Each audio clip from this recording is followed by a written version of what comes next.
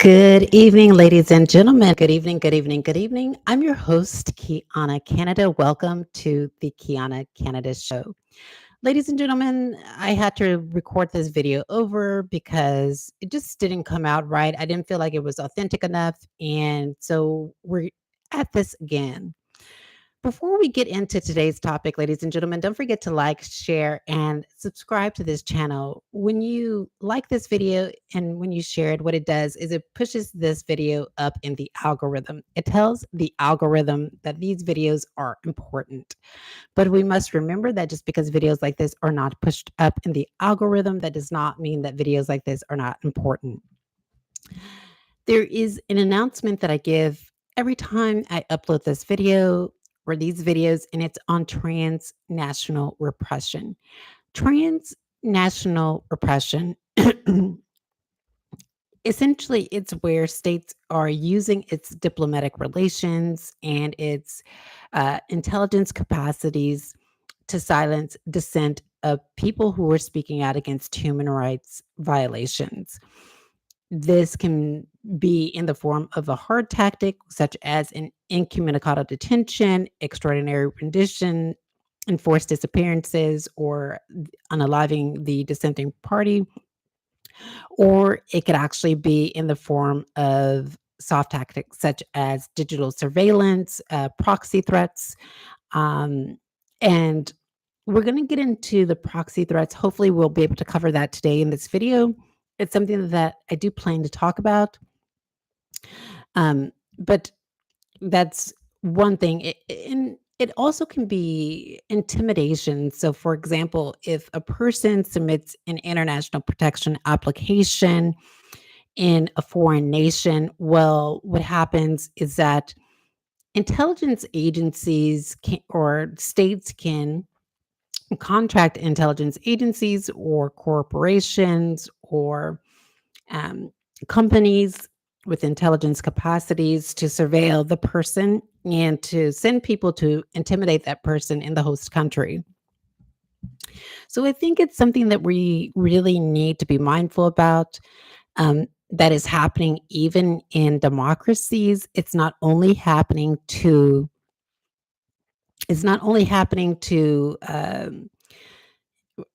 people from the Middle East or people from Africa, the people in the global north who are fleeing violence, such as Black Americans, are being put through transnational repression as well.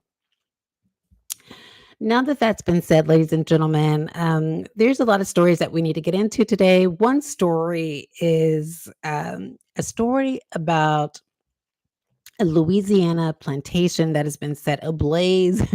And oddly enough, ladies and gentlemen, so oftentimes I always get like these books that I just kind of use for a uh, some support for my microphone to kind of uplift it so that so my microphone can be, I guess, elevated and more closer to my mouth. And there was a book that I had checked out, which it said "Iron Dome, Burn, Baby, Burn," and I was like, "Oh no, no, no, no! Let me put this book back. Uh, Let me put this book back. I don't need any allegation against me about anything." And so, ladies and gentlemen, I did return the book, but for some reason it's still showing that it's on my account. So I don't know what that's for, but I'll talk to them about that on Monday. But hopefully you got a little kick out of that, a little laugh out of that, because that's just really the times that we're living in, right? Like where if you check out a book to support your microphone, like to put under your microphone, and that could be looked at as, evidence that you're trying to do A, B, C, or D. It's really disconcerting, isn't it? But on another note, ladies and gentlemen, so there was a plantation that was in Louisiana that was set ablaze, and some social media influencers, as well as historians and uh, I guess YouTubers they're coming to the opinion that, and some are opining that this is the ancestors speaking. and the ancestors was part of that. Now, that is um, one can make sense of that and say that that is a possibility, but I think it's more probable that this was the United States uh, government. And you may say, well, Kiana, why would the United States want to set ablaze a plantation? Well, ladies and gentlemen, it's really all about propaganda. And right now, the United States has been slowly and implicitly and covertly attacking Black Americans. And th- ladies and gentlemen, I want you to understand something. When attacks take place, especially when it's via the government, attacks aren't always explicit, nor are they always covert. Excuse me, no, nor are they always overt tactics or the way in which that governments are attacking Blacks. That's not always going to be out in the open. And so, by what I believed happened was that this was set ablaze by the United States government. By the U.S. government setting this ablaze, the United States can say that this is Black Americans that are setting ablaze a historical building, and thus Black Americans in the United States view are um, violent or have a propensity for violence. It makes sense to me that this attack on this plantation, which, in my personal opinion, that the plantation should not be there, but I also believe that the who set this plantation ablaze was the U.S. government. Ladies and gentlemen, the United States has been engaging in many acts that are attempting to paint Blacks in a negative light. And if you have not been following all these stories, it's just because maybe your attention has been drawn elsewhere. And sometimes we think, ladies and gentlemen, if our attention is on Israel, Palestine, if our attention is on immigration, if our attention is on all these other issues, then we're going to be protected and the United States is not going to come after us. But the United States is doing that right now. And this video is not to uh, create a divide. And it's not to create a divide. It's not to incite hate, and it's not to incite violence. Contrary to the belief that intelligence agencies may have, this video is to bring uh, unity and to stop the division and to stop violence in its track, because realistically, if we really want, ladies and gentlemen, to sit with the truth is that our governments are violent,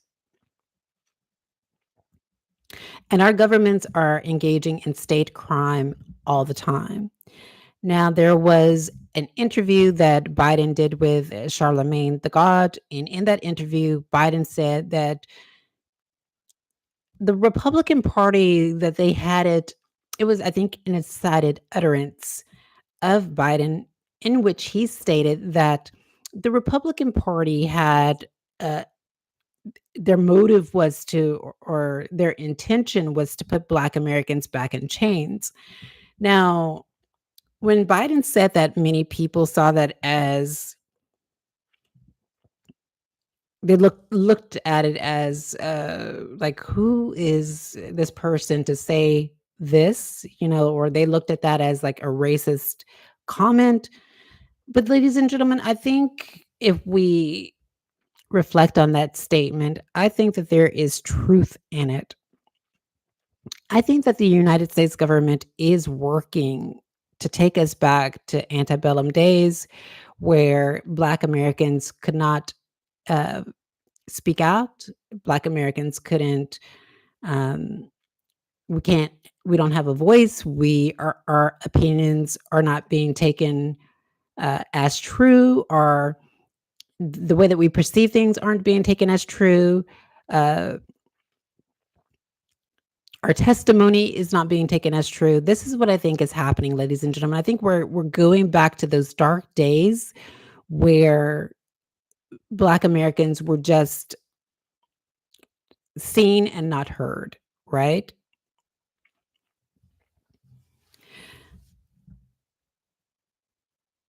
And it brings me back to that plantation and whether or not that the United States government is trying to propagandize the American public and probably the international community about Black Americans. Ladies and gentlemen, I have been an asylum seeker in Europe for approximately since 2019. And one thing that I've noticed is that as a Black American uh, here in Europe, it's been very difficult to file an asylum claim. Well, I filed my asylum claim, but it's been very difficult to receive a convention refugee declaration on account of being persecuted by the government. I'm going to make sure that we're still good with sound, ladies and gentlemen. Hold on.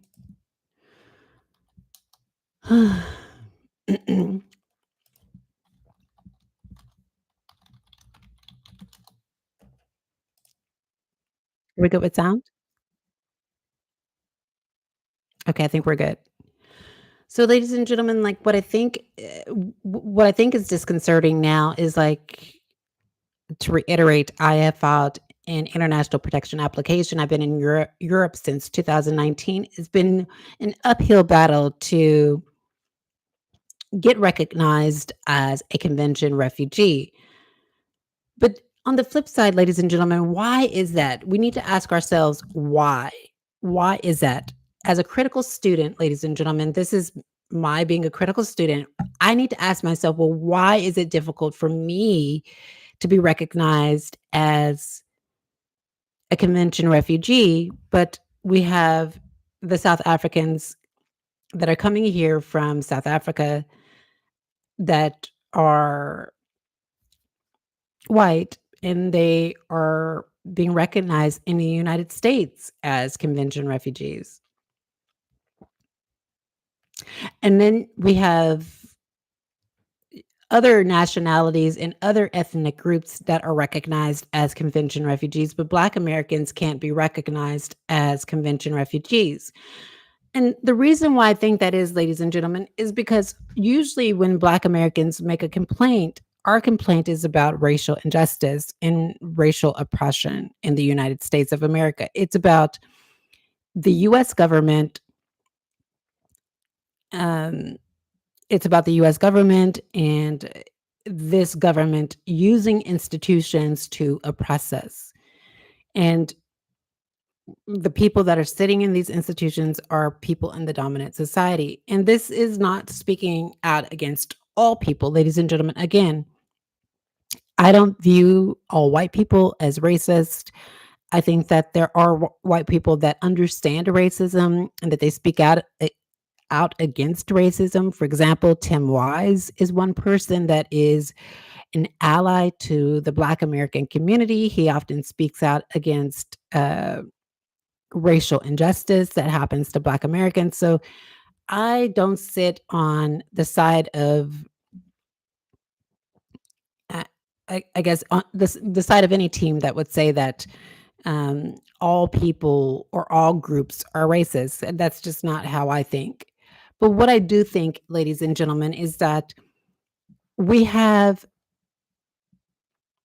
intelligence agencies that are very manipulative, and we have governments that are very manipulative, and it's about them trying to paint people to appear a certain way. So going back to the plantation, of course, social media influencers, uh, we're looking at this particular, or some of them are looking at the incident and the abstract, and they believe that it is the ancestors, and that could be true. But what I think is happening, ladies and gentlemen, is I think that this was the United States government that did that so that the United States government can frame a Black person for doing it. I think that the United States did it so that they can frame a Black person for doing it, so that they can say that Black people are violent and that Black people have a propensity to set things ablaze. This has been going on for a very long time, ladies and gentlemen. For example,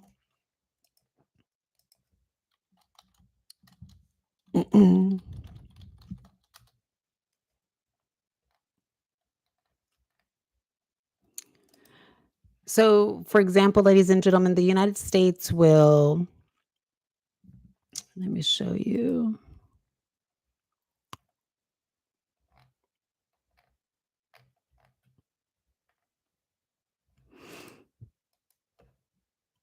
Which one can I use?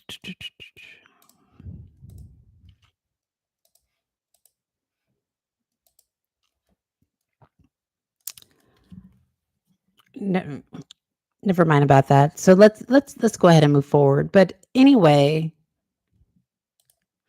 let's see if I can bring up the article.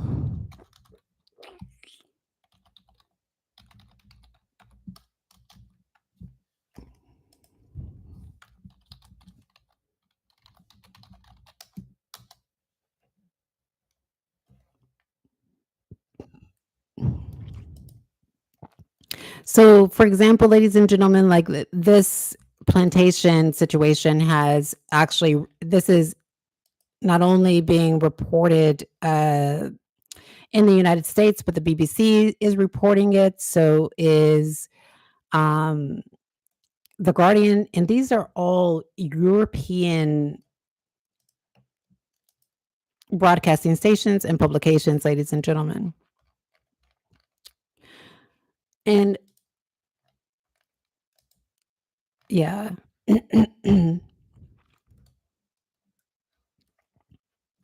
But I'm going to read Axios. Let's see if I can pull this up.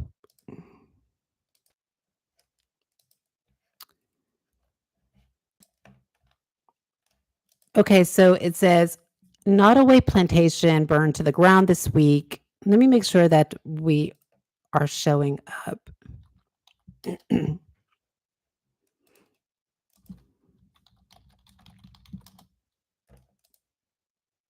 Yes.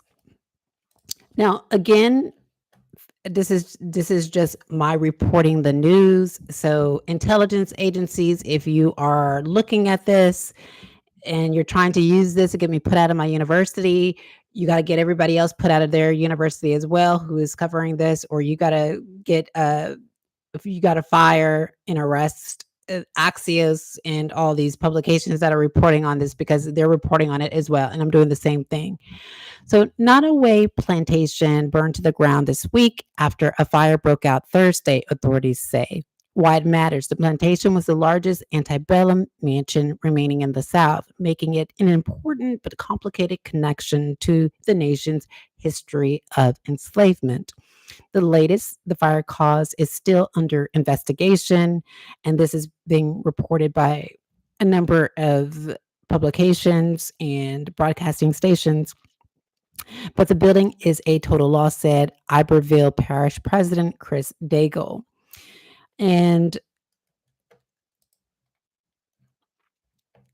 so between the lines, Randolph was already successful in the. Okay, so it says the 64-room mansion was built by John Hampton Randolph in the 1850s. The home was located on the edge of Mississippi River in Iberville Parish, south of Baton Rouge.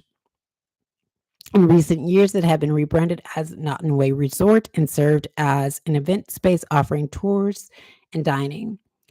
Randolph was already successful in the cotton business when he decided to expand into sugar production with the development of the plantation at Nottoway, according to 64 parishes.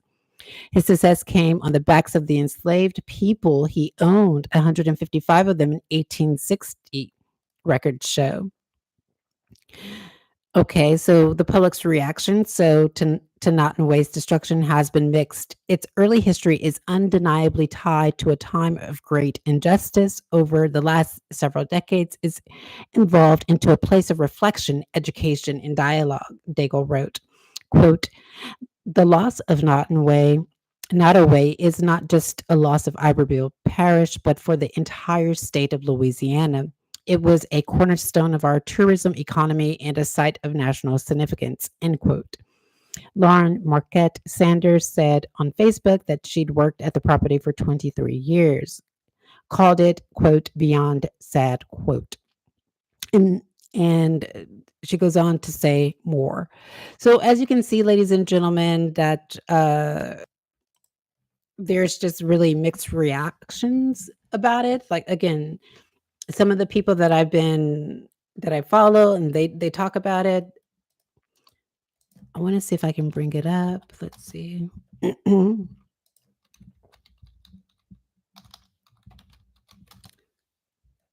Some people that I follow and they're speaking about it. Basically, what they're saying is that this was the ancestors, and then I personally believe that this was the United States government who did it to paint Black people as violent. Ladies and gentlemen, do you remember there was, I think this was years ago, where there was a Black woman who ran up to the Martin Luther King, um, I think it was the Martin Luther King house, and allegedly she allegedly had gasoline and was attempting to burn it down.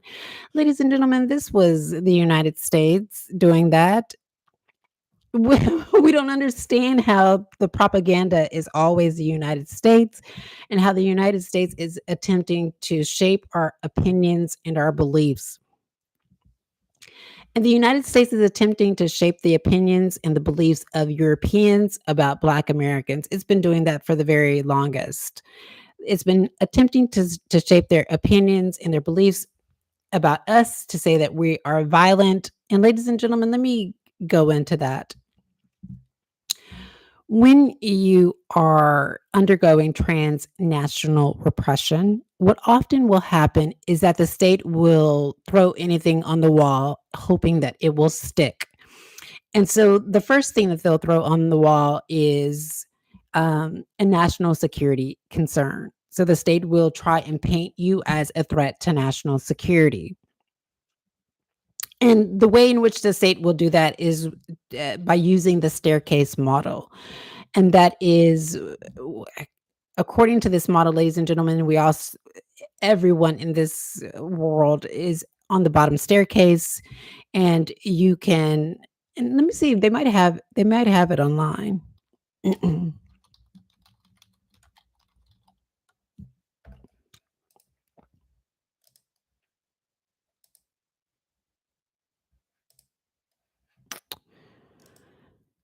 Uh,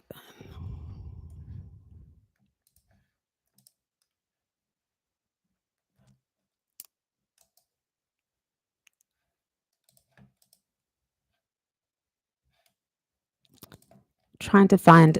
Okay, this is open a new tab.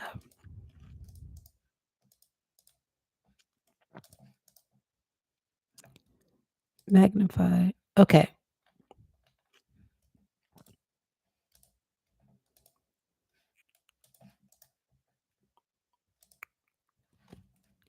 Let me share my screen.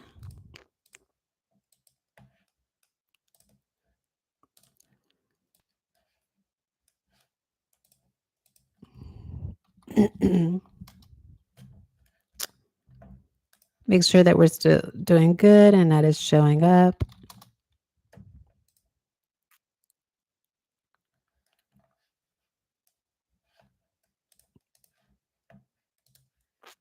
Is it showing up?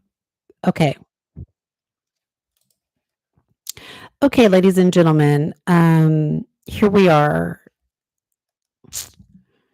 Is this okay? So at the ground floor is psychological interpretation of material conditions. So basically, ladies and gentlemen, that is, I think, when we're on the ground floor, we believe, I think we all believe, because from my understanding of this, we all start off on the ground floor.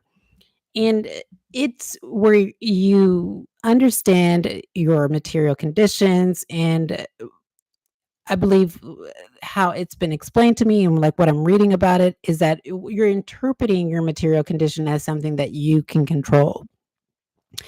And then there's floor one, ladies and gentlemen, and that's perceived options to fight unfair treatment. And oftentimes, this is fighting unfair treatment via the court systems or via protest, or fighting unfair treatment um, respectfully, responsibly, peacefully. And you're not resorting to any violence, right? And then when you're unable to fight unfair treatment, let's say, and remember, ladies and gentlemen, that with this staircase model, that intelligence agencies are on each floor. And so on each floor, an intelligence agency is attempting to push you up to the fifth floor. So on the first floor, there are psychological interpretations of your material conditions. That means, ladies and gentlemen, that you may have support structures that will be able to interpret what's going on in your situation that could help you. And intelligence agencies are going to cut you off from those support structures that can help you. And then there's those perceived options to fight unfair treatment. Well, there are a lot of ways in which we can fight unfair treatment. We can fight them in the courts. We can fight them through NGOs. We can fight them through organizations that protest. And you're going to have an intelligence agency cutting you off from all of that as well, ladies and gentlemen. So once they cut you off from this, they're pushing you. Their goal is to push you up another floor. Then you have displacement of aggression. So if the intelligence agencies know that if you are unable to fight, you're unable to get justice, you're unable to, for example, people are not listening to you, people are not seeing you as creditable, people are not uh, rallying in your corner, your people are not supporting you, helping you out. And again, when you're on the first floor, it is quite likely, ladies and gentlemen, that you are going to be telling your story to many people over and over and over and over and over again. Because the intelligence agency, that is their goal, is to drain you. Their goal is to drain you. So when you're telling your story to these people that are in position to help you, they can go and stop you from getting this help, ladies and gentlemen. And the way that they do that is just through by virtue of their office. They hold office, and this office is respectable, and people are often afraid of national security incidents. Of course, we don't ever want those to happen. I don't want them to happen. I'm pretty sure you out there, you don't want them to happen. But what intelligence agencies, what they do is they tell NGOs, universities, uh, human rights organizations, etc., that you are a person that would engage in something like this. And so that stops these organizations from supporting you and helping you out, and stop these organizations from uh, really stopping this persecution in its tracks. And so what happens? Then they push you up to the second floor. And this is where, ladies and gentlemen, you're trying to tell your story again. And then now you're displacing your anger on people who are really just listening to you, right?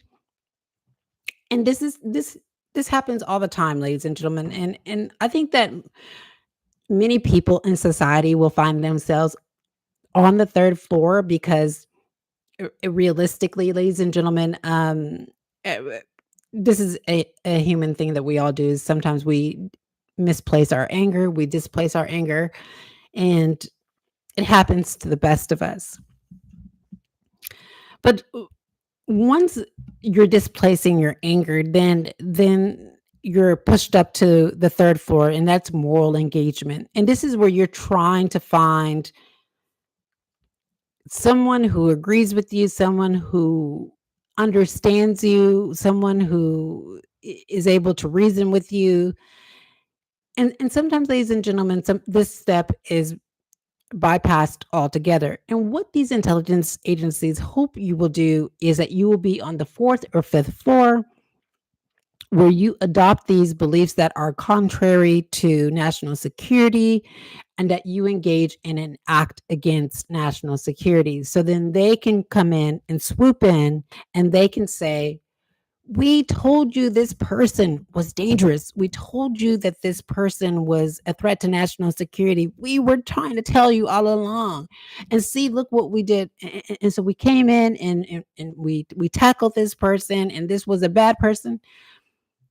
But the entire time, ladies and gentlemen, what's happening is that you have these intelligence agencies that are 24 hours, 7 days a week, trying to take human rights defenders, activists, journalists, students, trying to take them down and to try and paint the narrative that they're a threat to national security. And they're doing this every single day. In my own situation, ladies and gentlemen, this has been happening to me every day. And then let's go back. So when I was in the Republic of Ireland, this is where this first started. I had an intelligence agency implant a confidential informant into my asylum community, which was a woman, a white woman from South Africa. And she ran up to me and was yelling and screaming in my face for no apparent reason. Just ran up to me and was trying to get me to react. Like she was like this close to me, like like that close in my face, yelling and screaming. And keep in mind, this lady was taller than me, like like an Amazon lady. And she was trying to get me to react, ladies and gentlemen. And when I wouldn't react, then is and during that situation, which I still have on video, I called law enforcement and reported her, which was the Gardaí, and they didn't do anything about it. Didn't do anything about it. I reported it to IPAS, which is the International Protection Accommodation Service. Didn't do anything about it. And one day, ladies and gentlemen, like we were coming in the hallway and she bumped into me and my water spilled. And she reported me and she said that I spilled my water on her. When it was just I was coming around the corner and she bumped into me. And she reported me and said I spilled my water on her. And guess who was written up? I was written up. And so they tried to make me out to be the patsy there, trying to make it appear as if I was violent in that situation. Let's go to another situation. I had someone, and I'm not going to say this person's name or I'm not going to say this person's nationality because, but there was someone at the same accommodation who took my bag. And he was somebody that was a friend. I won't bring that up, but I won't bring that up.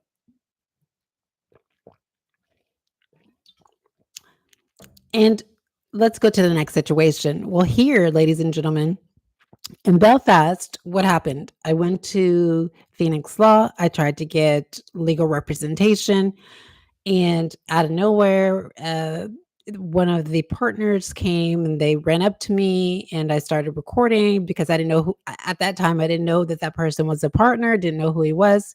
Hadn't seen him before, and so when he ran up to me, it made me afraid, and I just started recording. And I was curious to know who he was, and I was recording the entire time because, to reiterate, I didn't know that he worked for the law firm, and, because I didn't know he worked for the law firm, I just thought that maybe he was trying to stop me from getting legal representation at that law firm. I didn't know that he was actually, like, a partner in the firm. And so in that situation, ladies and gentlemen, Irish American intelligence agencies attempted to try and paint me out to be an aggressive person and a violent person, but I was recording the incident the entire time, and so was the person inside of the lobby area. And so when the law enforcement here arrived to the scene, which was a PSNI, they didn't take my word. They didn't take my version of events at face value. They actually put me in handcuffs and put me in the back of a police car. And then, ladies and gentlemen, and during this incident, I told them the entire time, like, I have this on video. I can prove that I didn't assault anybody. I can prove that I was not a threat to anybody. And he didn't listen to me. So I guess what he did was he went upstairs and he looked at the video that the lady had, and the lady video showed that I was saying that I was afraid. I was going through transnational repression. I was looking for legal representation, wasn't looking to attack anybody, and was there just to get legal representation. And so, ladies and gentlemen, they let me out of the police car and there was no arrest. And as you can see how all of this is building up, ladies and gentlemen, to make it appear as if I'm a violent person. So all these incidents where you're not violent, but you have people in positions of power who are abusing their power to say that you're violent is really disconcerting and disheartening for a person who is marginalized. Because again, now I'm having these records that are saying that I'm a violent person when I'm not a person that is prone to violence. Like, it would take a lot to get that kind of reaction out of me, ladies and gentlemen. And so even here at the university, that was an allegation that was made against me. I don't think it was violent, but someone was saying that I was confrontational and aggressive. And ladies and gentlemen, it takes a lot to make me confrontational or even aggressive. Like, I'm a person that I try and solve problems. I would rather sit down and have a conversation about it and rather like meet in the middle and find common ground before resorting to any kind of violence.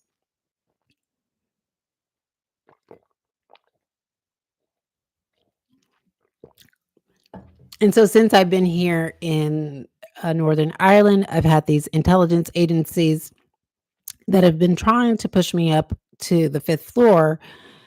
And ladies and gentlemen, I'm not part of any organization or that would be a threat to national security. I'm just a Black American filing an asylum claim, not part of any organization whatsoever, and wouldn't want to be. And that's what I think the intelligence agencies, they don't like about me. And this is borrowing the words from Candace Owens.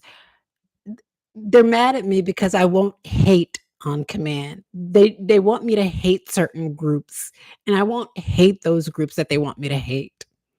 They want me to hate Jewish people. And because I won't hate Jewish people, they're attempting to say that I am against Palestinians when I'm not. They want me to hate Irish people, but I don't hate Irish people. And because I won't hate Irish people, they're telling Northern Irish people that I am in solidarity with the British. Like, it's this is all ludicrous, ladies and gentlemen. Like, these intelligence agencies, they really should be arrested. Like, they are causing so much turmoil at this university. Like, ladies and gentlemen, they've had this university put up cameras, putting up extra cameras, and like they have this university, uh, afraid of me. And I'm just a student looking to write a dissertation. And that's how powerful they are. And ladies and gentlemen, they would never have them afraid of actual threats. And that's how I think, ladies and gentlemen, actual threats happen is because intelligence agencies, they're so focused on people like you and I who don't pose any threat and are not looking to hurt anybody and are peaceful and are just speaking out against human rights wrongs and doing it constructively and trying to hold dialogue. And they're focusing on us so much that they're not really focusing on those people who are actually threats to national security. And ladies and gentlemen, this brings me to the point of proxy threats. Now, proxy threats, according to Dana Moss, is where the state will intimidate your family members and attempt to try and coerce you back to the state so that the state can have more access to you and can persecute you even more. Ladies and gentlemen, all of this is not by we can't all of this that we are seeing today, ladies and gentlemen, with the United Kingdom following in the footsteps of the US government with creating these uh, detention facilities in alternate nations, or excuse me, in other foreign nations and not really on their soil. Ladies and gentlemen, they're doing that so that you can't contest your imprisonment. You can't contest your detention. If they can send you to a different nation, and and it's difficult to explain, but let's explain it like this. You have a state that has control over you, but they're sending you to a different nation. But they still have control over you even though you were in a different nation. So it's almost as if those laws in that nation that you were in, they don't apply to you because you have this powerful country that has control over you. And you're under this country's jurisdiction, so to speak. And that's what I think is starting to happen, ladies and gentlemen. So, how this, you may say, well, Kiana, what does that have to do with proxy threats? Well, not much, because basically I was just getting off the topic for a moment. But with the proxy threats, ladies and gentlemen, is I've had intelligence agencies intimidating my family, telling my family like some ludicrous things about me to get my family upset with me. For example, and trying to tell my family ludicrous things to try and discredit me. So, for example, intelligence agencies told my brother that I worked in what did he say, that I was doing IT, that I was working in IT. And ladies and gentlemen, we know that for 4 years I've been complaining about uh, my accounts being hacked and about the government actually taking control over some of my social media accounts. Like right now, we'll go to my, let's go there. No.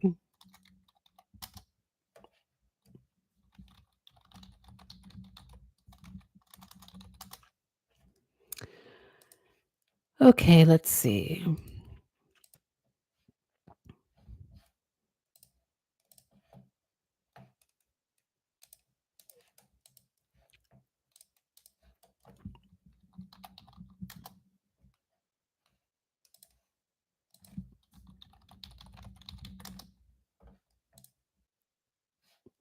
Okay, so let's look at this. This is my Google Knowledge panel. And so let's look at this. This account, TikTok, the government still has access to that account. I don't have access to it. I'm unable to log into it. And so it's beyond me why they are cornerstoning that. But ladies and gentlemen, they're cornerstoning this particular video. But let's go to that account. You see, this is the video, the Irish video. So let's go ahead and go there. And if you can see, this is what we see when we go to my TikTok account. So why they're showing this video is beyond me, but let's, so you can hear what's on that video. To the leaders of Ireland, by helping the U.S. censor the content of African Americans who speak out against persecution, Ireland only resurrects that old harmful history of persecution African Americans were subjected to by Irish people in the United States. There was an old saying, no blacks, no Irish, and no dogs. This old saying essentially means that blacks, Irish, and dogs were put into the same category and was looked upon as inferior to the ruling class. We could take some advice from a TikToker named Ace Metaphor, who specifically said, how can you expect an individual to be soft and supple with you if there is combat and trauma and persecution. In other words, if the environment is not safe, you can't expect someone to be soft. Throughout history, African Americans have demonstrated to the Irish people that we are in solidarity with you. But you continue to identify with the aggressor. When Irish leaders identify with the aggressor, they essentially place themselves in the category to be seen as oppressors. And that's not how I want to see Ireland. I want to see Ireland as good and safe and resourceful and helpful and loving. And there's reciprocity there because African Americans want to be seen the same way. But in order for this relationship to grow, Ireland, you cannot censor the content of African Americans who speak out against persecution happening to their people. To the leaders of Ireland, by Okay. helping the U.S. censor the content of African Americans who speak out against persecution, Ireland only resurrects that old harmful history of What did I persecution do? African Americans were subjected to by Irish people in the United States. There was an old saying, no blacks, no Irish, and no dogs. This old saying essentially means that blacks, Irish, and dogs were put into the same category and was looked upon as inferior to the ruling class. We could take some advice from a TikToker named Ace Metaphor, who specifically said, how can you expect an individual to be soft and supple with you if there is combat?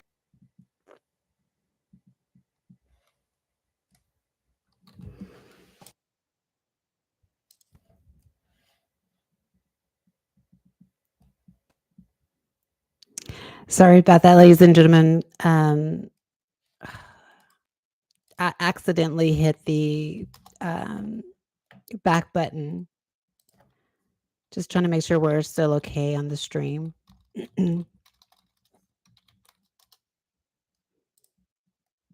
Okay, we're still here? Okay, we're still good. I'm so sorry, ladies and gentlemen. I hit the back button. And so as you can see, I'm going to go back to that video, ladies and gentlemen, that was taken in 2023. It's year 2025. So the reason as to why that is being cornerstone is beyond me. I really don't know why they're cornerstone this video. This, ladies and gentlemen, I don't understand why they're cornerstoning this instead of my SSRN. So, for example, let's see.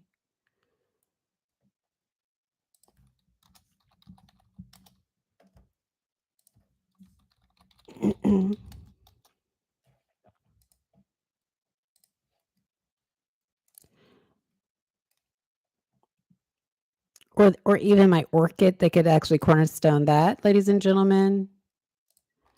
But they're not cornerstoning. And this is like with all the articles that I've written on it. Let's see. Let me share this tab. So for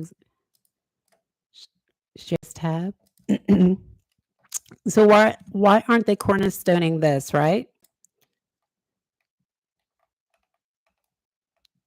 So this has my articles that I've actually wrote, and these are just some information about these articles, ladies and gentlemen. I wrote this just because is Black trans community support disappearing? I wrote this just on my own. All these articles I wrote on my own. None of them was part of any project at university. The Zorro Effect may explain U.S. law enforcement's persecution of trans women. I wrote that on my own.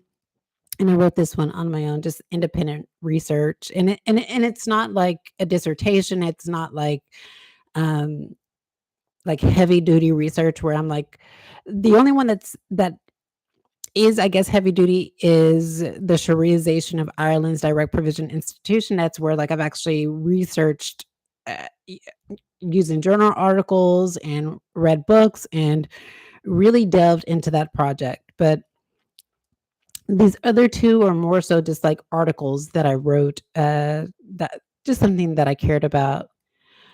So it's beyond me as to why they're not sharing that. But let's go back to the knowledge panel. Share this tab instead. So here, ladies and gentlemen, this I don't understand why they're sharing this one, but obviously they want the public to see denounces the arson. They want the public to see this one, and we'll look at the date of this, ladies and gentlemen. As you can see, this was 9 months ago, and there's only 21 views. Hold on. Share. As you can see, this Kiana Canada denounces the arson attacks in South Ireland. As you can see, this was 9 months ago, July 21st, excuse me, the 29th of July, 2024. That this, honestly, to tell you the truth, this is almost about a year ago that I wrote this. So the reason I'm not understanding how this is being cornerstoned by Google when this is published 9 months ago, and it's not one of the videos that actually has the most views that I have. You can see it's only 21 views.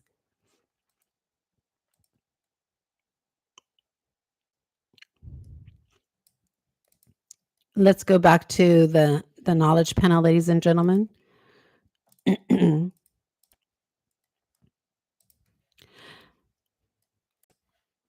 Okay, and so they're cornerstoning this for some reason. They're cornerstoning this, which there's share that instead. So there's only one audio on this, ladies and gentlemen, and this is what I did in university. This was part of a university project, analysis of Trayvon Free's Two Distant Strangers. This was what I did at University of Arizona. For some reason, they're cornerstoning this, and I have no idea why.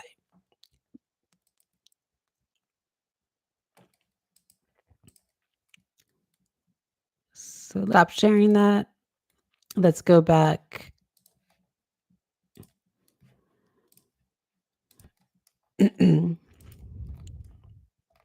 Okay, so ladies and gentlemen, as you can see, this is the knowledge panel, and this here is December of 2023. So why the fact that they're hold on. Shout out. Hope everybody is safe and celebrating with your loved ones. Why are they cornerstoning this? This is Christmas. Tell you that there is something that's showing up online, buy me coffee, that is showing up on my profile. Now, I haven't had access to my website in a few months. I don't have. See, this was December 2023, 26, January 20. December 26th. Website and is taking it over. I don't know who it is. I'm currently looking for a solicitor to actually help me with this.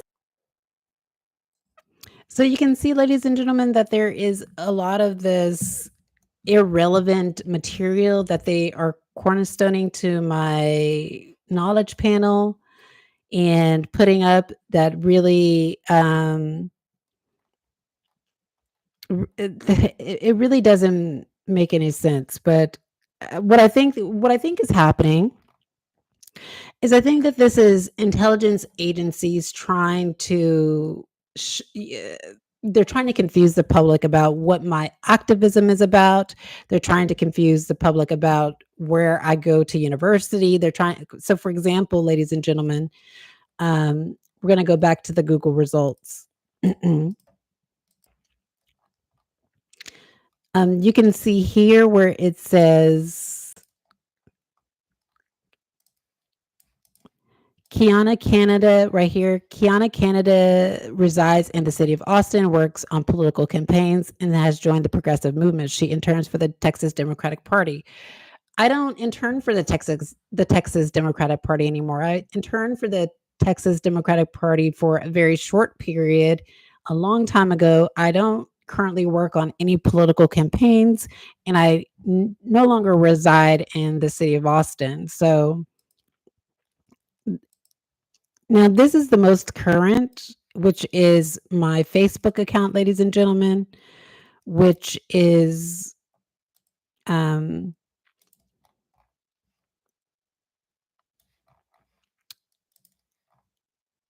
So a lot of this stuff is not current. It's just like outdated information. My Substack is current, but um, yeah, you get the picture, ladies and gentlemen. You get the picture. So I'm showing you all that because what intelligence agencies was intimidating my brother, and they were telling my brother to say that I worked in IT.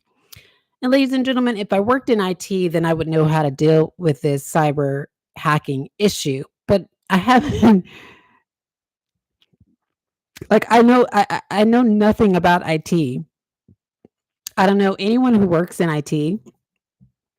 And if I worked in IT, then my profile, my knowledge panel would look a lot better than how it's looking now.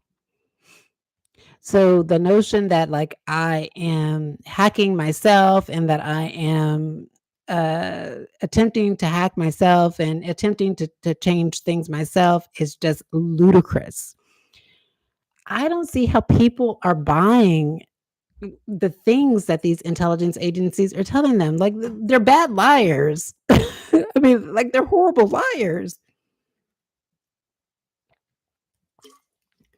I mean, at least lie about something that is believable. Like, I mean, okay, when I was younger, I wanted to be a teacher. And then as I got older, I worked in the adult entertainment industry. And then I did a little work with activism and working with the Democratic Party that just I interned for a little bit. I wanted to work in politics.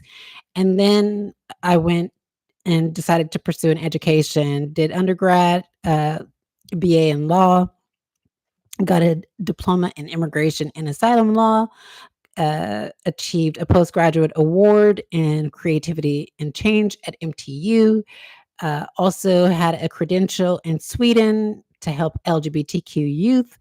And then now I'm doing a master's in international human rights law. Where on that journey, tell me where on that journey is anything about IT skills? Where? Where? Where? Like where on that journey is anything about being able to uh like information technology at all? Like none of my courses taught me anything about information technology. And nor am I learning about anything now about information technology. And if I'm learning anything about it, it's really uh it's really on the level of on the legal level. So, for example, I'm reading case law about European Court of Human Rights, reading case law about freedom of expression and how state agents are using information technology to silence dissent and to hack into people's accounts and to stop them from being able to get justice by intercepting their communications. That's what I'm reading.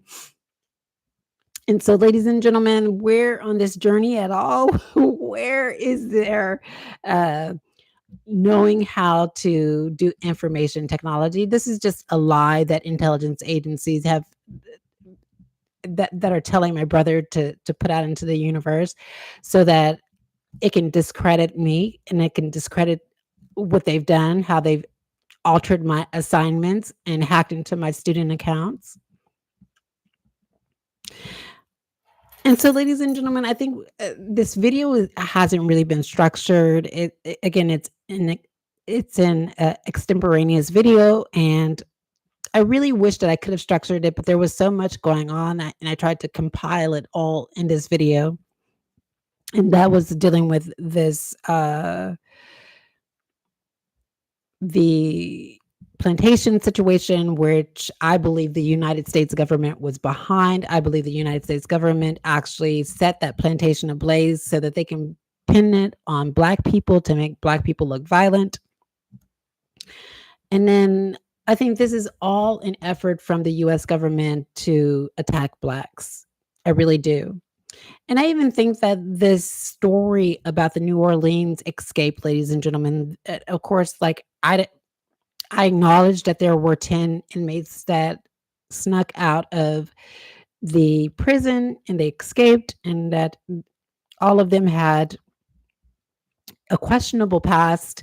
But I also believe that this was the United States way of trying to paint Black people, all Black people, as violent, and to put this story out. Now, I think when I was reading that story, I think they caught one person, and that so 9 are still, out there and missing.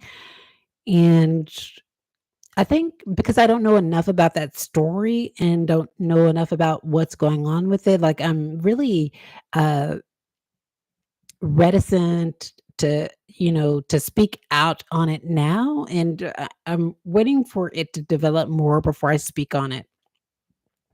And same thing with the plantation story, ladies and gentlemen. I'm waiting for to receive more information about that before I actually give full commentary on um, what I think to be happening in that situation. But at this point, I think that the United States actually set that plantation ablaze so that they can pin it on Black people until there is other information that comes to light. That's just going to be my opinion, and I will cover this story again.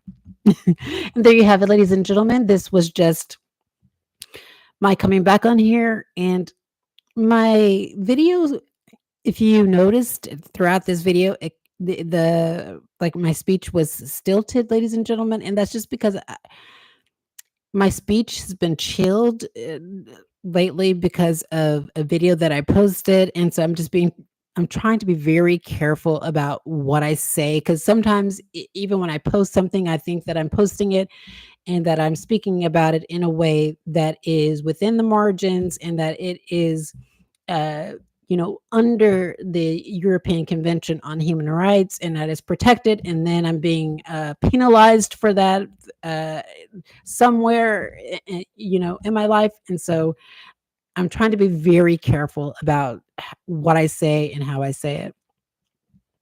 And there you have it, ladies and gentlemen. Don't forget to like, share, and subscribe to this channel. I'll attach my Facebook account to in the description of this video, and we'll talk to you next time. Bye bye.